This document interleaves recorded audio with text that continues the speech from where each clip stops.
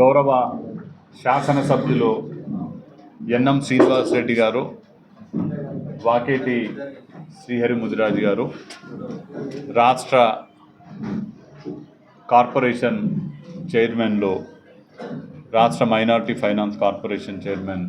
Senior నాయకులు ఒబేదుల్లా కోత్వాల్ గారు, రాష్ట్ర స్పోర్ట్స్ అథారిటీ చైర్మన్ యువజన కాంగ్రెస్ రాష్ట్ర అధ్యక్షులు శివసేన రెడ్డి గారు, మహబూబ్ నగర్ మున్సిపల్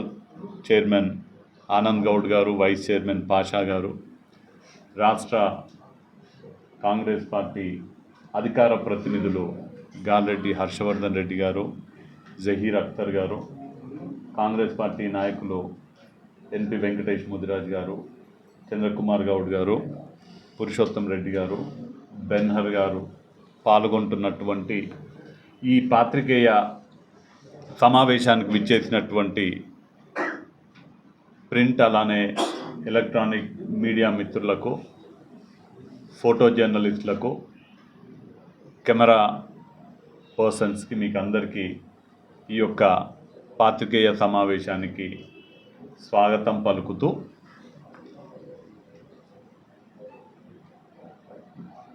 లోక్సభ ఎన్నికలు ముగియడం జరిగింది. లోక్సభ ఎన్నికల ఫలితాలు వెలువడడం జరిగింది. ప్రజాస్వామ్యాన్ని గౌరవించే ప్రతి ఒక్కరు కూడా ఎన్నికలని అత్యంత పవిత్రంగా భావించి ఎన్నికల ఫలితాలను కూడా అదేవిధంగా స్వీకరించేటువంటి నేపథ్యము, స్వీకరించేటువంటి పరిస్థితులు మన దేశంలో ఉన్నాయి. స్వర్ణమ్మ గారు కూడా వారి స్వాగతం పలుకుతూ, మొన్న జరిగినటువంటి ఎన్నికలలో వచ్చినటువంటి ఫలితాలని గౌరవిస్తూ కాంగ్రెస్ పార్టీ అభ్యర్థిగా నేను పోటీ చేసినటువంటి తరుణంలో నా కోసము, నా గెలుపు కోసము జనవరి 31 నాడు పాలమూరు న్యాయయాత్ర ప్రారంభిస్తే ఆనాటి నుంచి ఎన్నికల కౌంటింగ్ ముగిసే వరకు నిద్ర ఆహారాలు కూడా లెక్క చేయకుండా కష్టపడి పనిచేసినటువంటి ప్రతి ఒక్క కాంగ్రెస్ పార్టీ కుటుంబ సభ్యునికి నేను హృదయపూర్వకంగా కృతజ్ఞతలు తెలియజేసుకుంటున్నా. ముఖ్యంగా రాష్ట్ర ముఖ్యమంత్రి గారు కానివ్వండి, ఇక్కడ ప్రాతినిధ్యం వహిస్తున్నటువంటి ముఖ్యమంత్రి గారు కాక 6 శాసనసభ్యులు, జిల్లా పరిషత్ చైర్మన్లు, రాష్ట్ర స్థాయి చైర్మన్లు, డిసిసి అధ్యక్షులు, అధికార ప్రతినిధులు, బ్లాక్ అధ్యక్షులు, మండల అధ్యక్షులు, రాష్ట్ర, జిల్లా, బ్లాక్, మండల కార్యవర్గ సభ్యులు, ఇంకా ముఖ్యంగా బూత్ స్థాయిలో, గ్రామ స్థాయిలో పనిచేసినటువంటి కష్టపడి పనిచేసినటువంటి ప్రతి ఒక్క కాంగ్రెస్ పార్టీ కార్యకర్తకు, అలానే పైకి కనపడకుండా పనిచేసినటువంటి సోషల్ మీడియాకి చెందినటువంటి కార్యకర్తలు, చాలా కష్టపడి సోషల్ మీడియా వాళ్ళు పైకి ఎక్కడ కనపడకుండా సోషల్ మీడియాలో పనిచేయడం జరిగింది. పాత్రికేయులతో సమన్వయపరుస్తున్నటువంటి మీడియా కోఆర్డినేటర్స్ కానివ్వండి, మా బెన్హరన్న లాంటి మిగతా, అంటే ఈ లోక్సభ నియోజకవర్గంలో ఉన్నటువంటి మీడియా కోఆర్డినేటర్స్కి అందరికీ, ప్రతి ఒక్క కాంగ్రెస్ పార్టీ కార్యకర్తకు, కాంగ్రెస్ పార్టీ అభిమానికి నేను మనస్ఫూర్తిగా కృతజ్ఞతలు తెలియజేసుకుంటూ, ఈ దాదాపు 6 నెలలు అత్యంత శ్రద్ధతోటి, అత్యంత చిత్తశుద్ధితోటి ఈ ఎన్నికల్లో పోటీ చేస్తున్నది వంశీచంద్రెడ్డి కాదు, మేమే పోటీ చేస్తున్నాం అన్నట్టుగా అందరూ కూడా కష్టపడి పనిచేయడం జరిగింది. వారందరికీ కృతజ్ఞతలు తెలియజేసుకుంటూ ఖచ్చితంగా వారి రుణం నాకు అవకాశం వచ్చినప్పుడల్లా తీర్చుకుంటానని కూడా ఈ సందర్భంగా మీ ద్వారా ప్రతి ఒక్క కాంగ్రెస్ పార్టీ కార్యకర్తకు హామీ ఇస్తున్నాను. అలానే మొన్న జరిగినటువంటి ఎన్నికలలో ఓటు హక్కు వినియోగించుకున్న, అంటే ప్రజాస్వామ్యంలో ఓటుకున్నటువంటి బలం మనందరికీ తెలిసిన విషయమే. ఓటు హక్కు వినియోగించుకున్న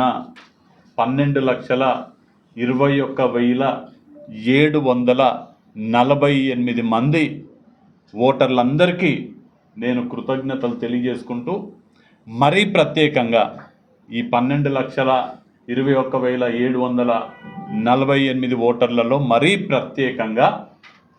నా మీద విశ్వాసంతో, నా మీద నమ్మకంతో,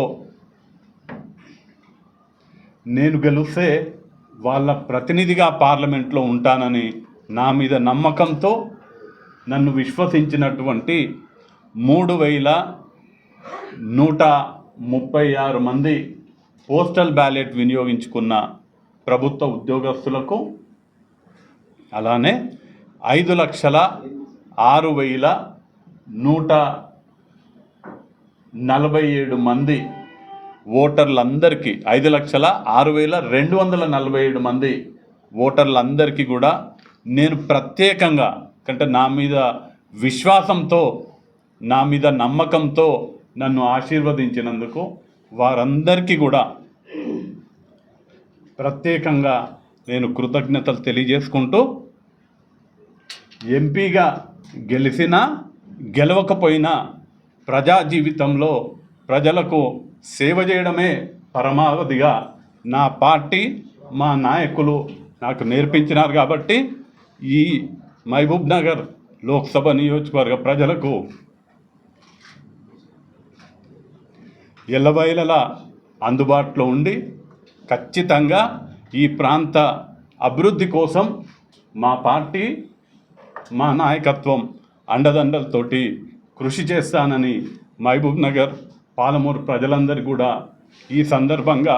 హామీ ఇస్తూ, ఎన్నికలకు ముందు, పోలింగ్ కన్నా ముందు, ప్రచారం ముగియే కన్నా ముందు మేమందరం కూడా పార్టీ తరపున లోక్సభ ఎన్నికల్లో కాంగ్రెస్ పార్టీ అభ్యర్థిగా నేను గెలిస్తే మేము ఏమేం చేస్తామనేది ఒక మేనిఫెస్టో రూపంలో విడుదల చేయడం జరిగింది. ఇవాళ ఎన్నికల్లో గెలవకపోయినా మాకు శక్తి ఉన్నంత వరకు ఖచ్చితంగా మేమేదైతే మేనిఫెస్టో విడుదల చేసినామో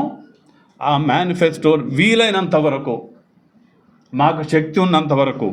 ఎందుకంటే కొన్ని రాష్ట్ర ప్రభుత్వానికి సంబంధించి రాష్ట్ర ప్రభుత్వం చేసేవి కొన్ని ఉన్నాయి, వాటిలో కొన్ని లోకల్ బాడీస్ చేసేవి ఉన్నాయి, కొన్ని కేంద్ర ప్రభుత్వం చేసేటువంటి ఉన్నాయి. కాబట్టి వీలైనంత వరకు, నా శక్తి ఉన్నంత వరకు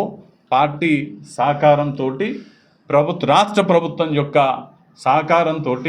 ఆ మేనిఫెస్టోలో ఇచ్చినటువంటి హామీలు వీలైనంత వరకు రానున్న 5 ఏళ్లలో ఆ హామీలు నెరవేర్చే ప్రయత్నము అత్యంత చిత్తశుద్ధితోటి చేస్తామని ఈ సందర్భంగా మీ ద్వారా తెలియజేస్తూ, ఖచ్చితంగా కాంగ్రెస్ పార్టీ కార్యకర్తలు ఎవరైతే బాగా కష్టపడ్డారో వాళ్ళందరికీ అందుబాటులో ఉంటూ, వాళ్ళతో పాటు ఒక కార్యకర్తగా పనిచేస్తానని, పాలమూరు ప్రజలకు సేవ చేస్తూ ఉంటానని ఈ సందర్భంగా నేను హామీ ఇస్తూ, నాకు ఈ ఎన్నికల ప్రచారంలో భాగంగా ఇప్పటి వరకు సహకరించినటువంటి ప్రతి ఒక్క మీడియా ప్రతినిధి, ప్రింట్ మీడియా కానివ్వండి, ఎలక్ట్రానిక్ మీడియా కానివ్వండి, కెమెరా పర్సన్స్ కానివ్వండి, ఫోటో జర్నలిస్టులు కానివ్వండి, అంటే క్షేత్ర ఫీల్డ్లోకి వచ్చే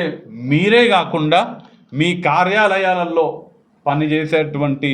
స్టాఫ్ కానివ్వండి, మీ యాజమాన్యం, వాళ్ళందరికీ కూడా ప్రత్యేకంగా కృతజ్ఞతలు తెలియజేసుకుంటూ,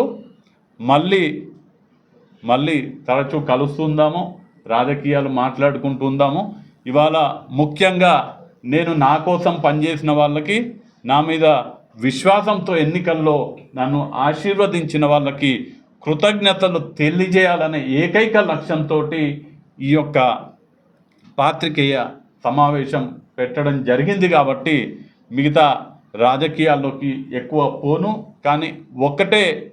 విషయం ఈ సందర్భంగా, ఎందుకంటే ఇవాళ చెప్పేది రేపేళ్ళుండి చెప్తే కొన్ని విషయాలకు ప్రాధాన్యత పోతుంది. కాబట్టి నైతికంగా పాలమూరులో, మహబూబ్ నగర్లో కాంగ్రెస్ పార్టీదే విజయము. కాంగ్రెస్ పార్టీ గెలిచింది ఇక్కడ. పాలమూరును ప్రజలు కాంగ్రెస్ పార్టీని గెలిపించాలనుకున్నారు, గెలిపించిండ్రు. కానీ బీజేపీ, బీఆర్ఎస్ ఒక్క అక్రమ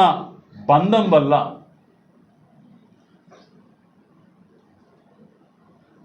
టెక్నికల్గా మహబూబ్ నగర్ లోక్సభ నుంచి బీజేపీ అభ్యర్థి గెలవడం జరిగింది. బీజేపీ, బీఆర్ఎస్ అక్రమ బంధం వల్ల వచ్చిన ఫలితంగా దీన్ని నేనే కాదు, నిష్ణాతులైనటువంటి రాజకీయ నిపుణులే కాదు, రాజకీయాలు అర్థం చేసుకోగలిగే, ఏమాత్రం కొంచెం రాజకీయాలల్లో అవగాహన ఉన్న ప్రతి ఒక్కరు కూడా చాలా స్పష్టంగా అర్థమవుతుంది. ఈ ఫలితం బీఆర్ఎస్, బీజేపీ యొక్క అక్రమ బంధం యొక్క ఫలితంగా భావిస్తున్నారనే మాట తెలియజేస్తూ, నైతికంగా విజయం కాంగ్రెస్ పార్టీది. ఖచ్చితంగా మా బాధ్యతని, పాలమూరు ప్రజల పట్ల మాకున్నటువంటి బాధ్యతని 100% నెరవేరుస్తామని నేను హామీ ఇస్తూ, మళ్ళీ ఒకసారి ముగించే ముందు ఈ ఎన్నికల్లో అత్యంత కష్టపడ్డటువంటి గౌరవ శాసనసభ్యులు అందరికీ కూడా, మక్తల్ వాకేటి శ్రీహరి ముదిరాజ్ గారికి, నారాయణపేట పర్ణికారెడ్డి గారికి, మహబూబ్ నగర్ ఎన్ఎం శ్రీనివాసరెడ్డి గారికి, దేవరకద్ర జిఎంఆర్ గారికి, జడ్చర్ల అనిరుద్ రెడ్డి గారికి, షాద్నగర్ వీర్లపల్లి శంకర్ గారికి, కొడంగల్లో క్షేత్రస్థాయిలో ఆ నియోజకవర్గం మొత్తం బాధ్యత చూసేటువంటి తిరుపతి రెడ్డి గారి, యనమల తిరుపతి రెడ్డి గారికి, అందరూ కాంగ్రెస్ పార్టీ నాయకులకు, కార్యకర్తలకు, సోషల్ మీడియా ప్రతినిధులు